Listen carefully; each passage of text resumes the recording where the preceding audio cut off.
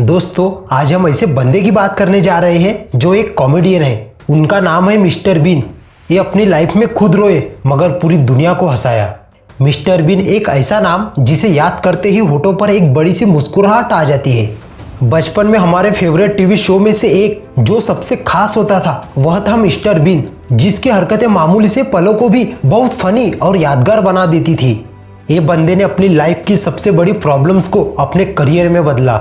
Mister been के पिता एक किसान थे और उनकी माँ हाउसवाइफ थी और मिस्टर बीन 3 भाइयों में से सबसे छोटे थे। बचपन में वह बहुत ही शर्मीले थे।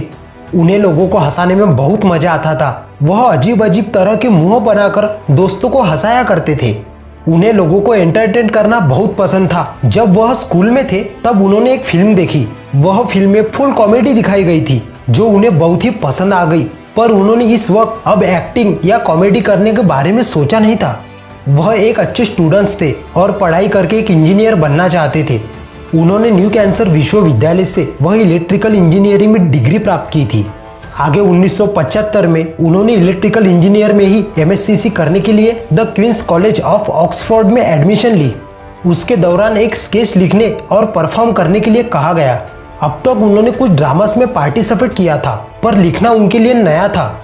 इस स्केच को बनाते समय उन्हें ये रियलाइज हुआ कि वो विजुअल कॉमेडी बहुत अच्छी तरह से कर सकते हैं और इसमें करियर बना सकते हैं। उसी तरह मिस्टर बीन ने स्क्रिप्ट लिखना शुरू कर दिया। जब वो कैरेक्टर स्क्रैच करते थे, यानी वो कैरेक्टर कैसे दिखेंगे, उसका एटीट्यूड कैसा होगा, ये सब डिसाइड करते वक्त उन्होंने नोटिस किया कि वह विजुअल कॉमेडी में काफी एक्सपर्ट है। तो उनका कॉन्फिडेंस और बढ़ने लगा। उन्हें खुद पर भरोसा होने लगा कि वह ये विजुअल कॉमेडी करके एक दिन जरूर मशहूर होंगे। इसलिए उन्होंने कॉलेज में पढ़ते वक्त कई तरह के प्ले एड में पार्टिसिपेट करते थे, लेकिन उनकी स्पीकिंग डिसऑर्डर के चलते वह अच्छा परफॉर्म नहीं कर पाते थे, जिसके चलते उन्हें बाहर कर दिया जाता था। इसके बाद में उन्होंने और खुद को हिम्मत देकर कई सारे टीवीज को पार्टिसिपेट करने के लिए अप्लाई किया, लेकिन वह पर भी उनकी स्पीकिंग डिसऑर्डर की बीमारी के कारण उन्हें हर टीवी शो से रिजेक्ट कर दिया जाता था। इतने सारे रिजेक्शन का सामना करने के बाद वो मेंटली डिस्प्रेस हो गए थे। इसके बाद भी उन्होंने अपने टैलेंट और सपनों का भरोसा नहीं खोया। भले ही उनको दूसरों पर भरोसा हो या ना हो, लेकिन उनको खुद पर सबसे ज्यादा भरोसा था कि मैं एक न एक दिन जरूर आगे जाऊंगा और कभी हिम्मत नहीं हारूंगा। फिर उन्होंने अकेले ही अपने प्रॉब्लम्स को सॉल्व करने की ठान ली कि मैं कहाँ पर गलती कर रहा हूँ और उन्हें सुधारने की पूरी जी जान लगाने की कोशिश की। इसलिए मिस्टर बीन ने बिना हार माने फिर से अप्लाई करना शुरू कर दिया, लेकिन इस बार भी उनमें कुछ कमी होने के कारण उन्हें फिर से बाहर कर दिया गया। ऐसे में अगर कोई साधारण व्यक्ति होता तो कब का हार मान चुका होता। मिस्टर बीन को बहुत लोगों ने बोला, आपके पास इंजीनियर की डिग्री है तो आप एक प्राइवेट जॉब क्यों नहीं कर लेते? कॉमेडी में आप 10 बार रिजेक्ट हो रहे हैं, आपको नहीं जमेगा ये सब छोड़ के प्राइवेट जॉब कर लो, बेटर रहेगा। लेकिन मिस्टर बीन किसी की बातों में नहीं आए। उनका सपना था कि एक दिन वो कॉमेडियन जरूर बनेगा और उनको खुद पर बहुत भरोसा था। दुनिया उन्हें साधारण समझती थी, लेकिन उनको कुछ असाधारण करना था। उन्होंने मन में ठान ही लिया था।